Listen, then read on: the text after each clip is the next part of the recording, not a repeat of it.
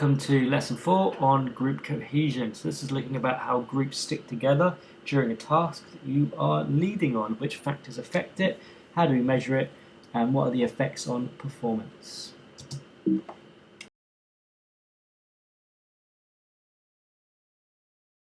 And so what we're going to be doing is we are going to be defining what cohesion is, looking specifically at Carron's conceptual model, and how do we measure it, and also what is the cohesion-performance relationship.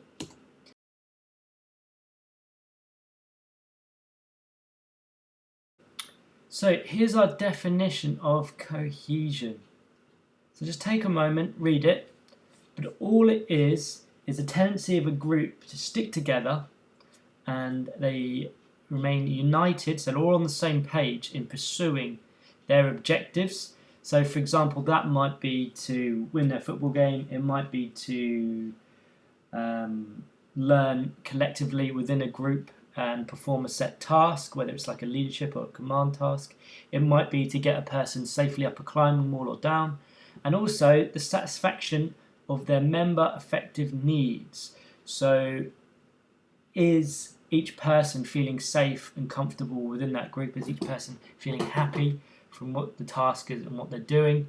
So that would also affect the ability of the group to stick together.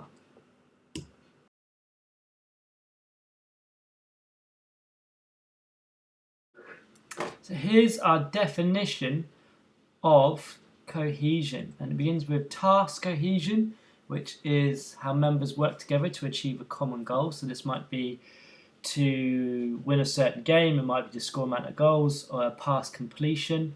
It might be, for example, within lawn bowls, to get within half a metre of the jack each time a bowl is bowled. So that's a set goal. It can be performance, process, or an outcome goal. Next is social cohesion. So this is how well the group members get on with each other. Essentially, do they like spending time with each other? Interpersonal attractions. So does your mate play for your team?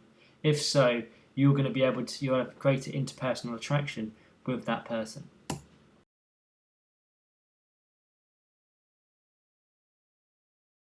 So this leads us on to Carron's conceptual model, which takes in 4 factors, and if they are all met, it increases the task cohesion and social cohesion.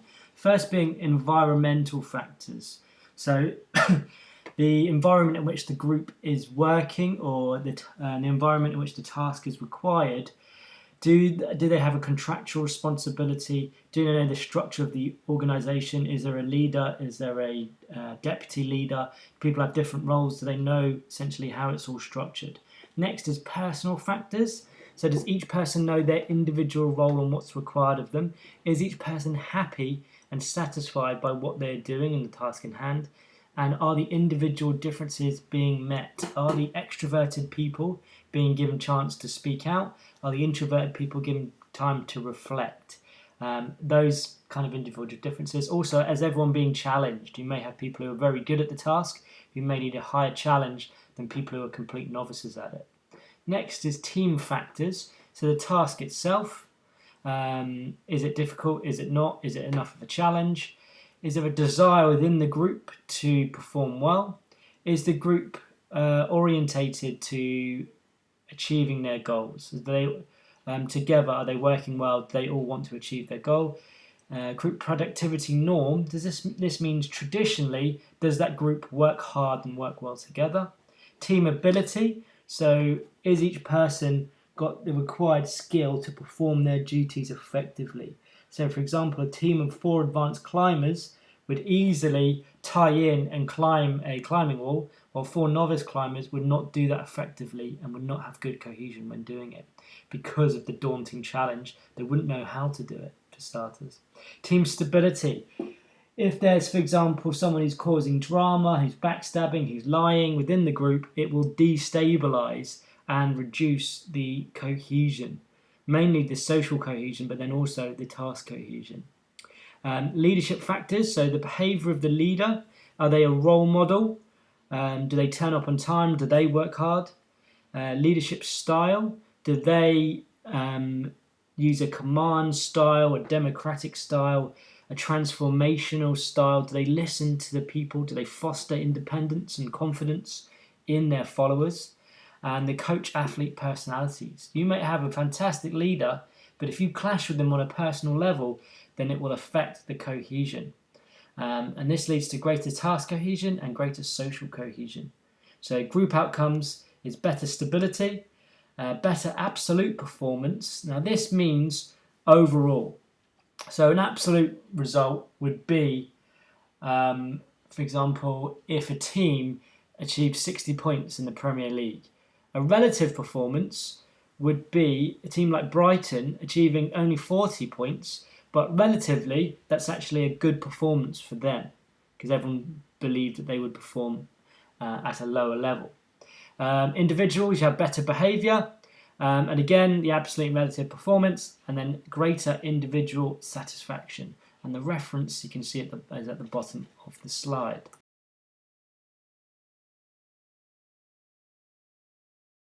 So how do we measure cohesion? We use pretty much questionnaires, and they measure various different things which we're going to look at on the next slide, but we're also going to do this in a lesson as well.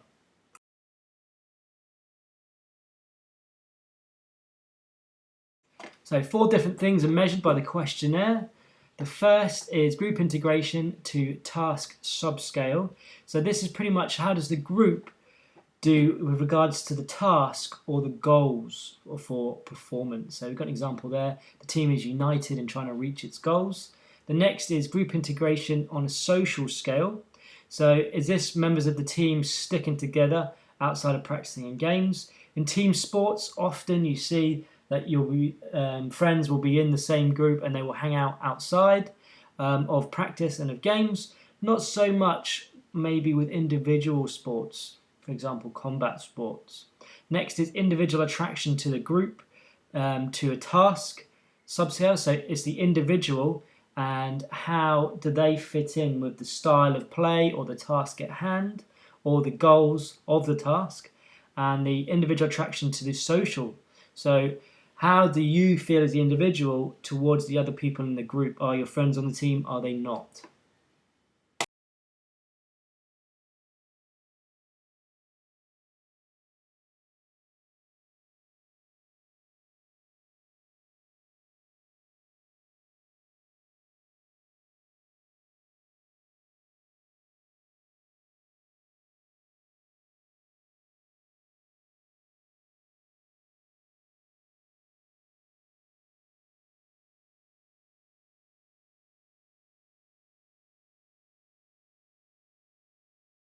Another way is we can use the sociogram, which you can see here is a diagram. Unfortunately, it is all boys, and how they would fit in. So solid line is there's good social attraction, and dotted line is a rejection, so they don't like that person essentially. So have a look at this, and who do you think you would make out to be the leader in this group? So obviously we have Bill right at the top there, but he only interacts with Ira. He's liked and likes Ira, but he only has interaction with one person. So he might actually be like a chairperson within a group. So they only have to deal with one person, but overall they kind of make the big decisions and they delegate to Ira. Ira then could be a deputy because he's got interaction with Bill, Tom and Jim. And everyone seems to like him, but he doesn't like Jim. But on the other side, we have Tom, who interacts with 5 people, and while he doesn't necessarily like everyone, he has the respect of his peers and probably would be a good leader within that.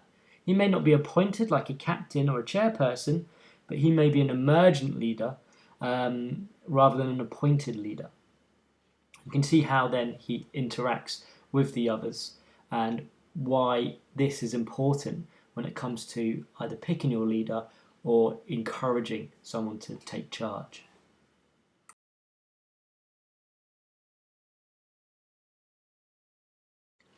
Alright, so the relationship between cohesion and performance is quite obvious. So essentially the more cohesion there is, the better the performance, and that's called a positive relationship. It was traditionally thought to depend on other factors, but we're going to have a look at those factors and what they mean on the next slide.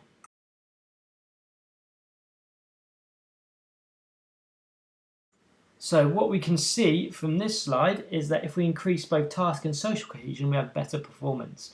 So if your team of climbers, footballers, rugby players, if you're all dedicated to working hard, making your tackles, completing your passes, having successful rucks and mauls, and also you get on well both on and off the pitch, then you're actually going to have increased performance.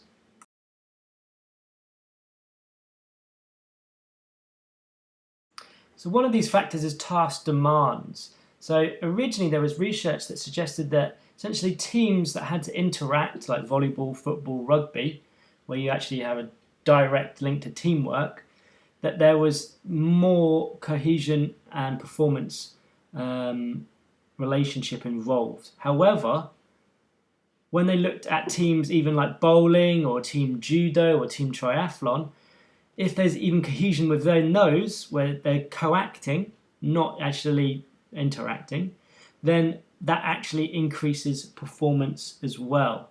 So therefore, the task demands actually don't really have an effect on the cohesion-performance relationship.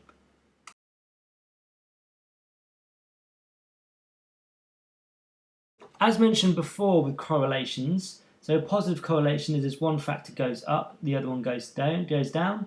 A negative would be as one goes up, the other variable goes down. However, with correlations, it's quite hard to predict which actually is causing which variable. So for example, if we know that there's increased cohesion is increased performance, but could it be said that increased performance actually increases cohesion? And this is one of the factors which is called a circular relationship. So greater cohesion leads to greater performance, which then actually increases the cohesion. So it's quite hard to say what causes what in this scenario.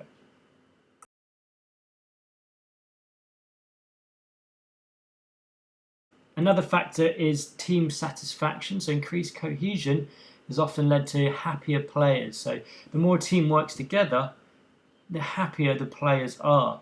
Now again, you could say it might be the other way around. So happier players actually are more cohesive. So again, it's hard to distinguish which is causing and which is the effect. The next is conformity. So the more cohesive a group is, the greater its pressure to conform to the attitudes, behaviours, and also the identity. So for example, the Jersey Reds is a very good example, and also Jersey Bulls now. Players all kind of wear their kit, and especially with Jersey Reds, they tend to kind of act in kind of maybe like a certain way that's expected of a professional power athlete that plays rugby. And again, that identity is then shared throughout, and that then again makes them more cohesive and stick together. But again, which one causes which? Does it the cohesion cause the shared attitudes, or is it shared attitudes and identity that causes the cohesion?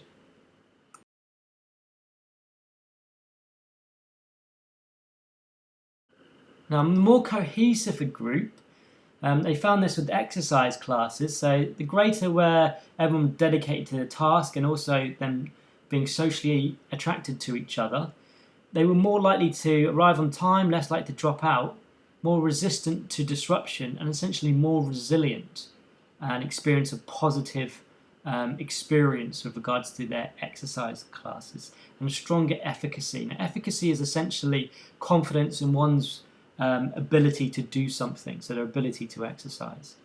Social support, so if a person says that the group kind of sticks well together, they evaluate or perceive that, then they'll find that there's also better social support within the group. They feel that the leader can provide the support or their peers within that group.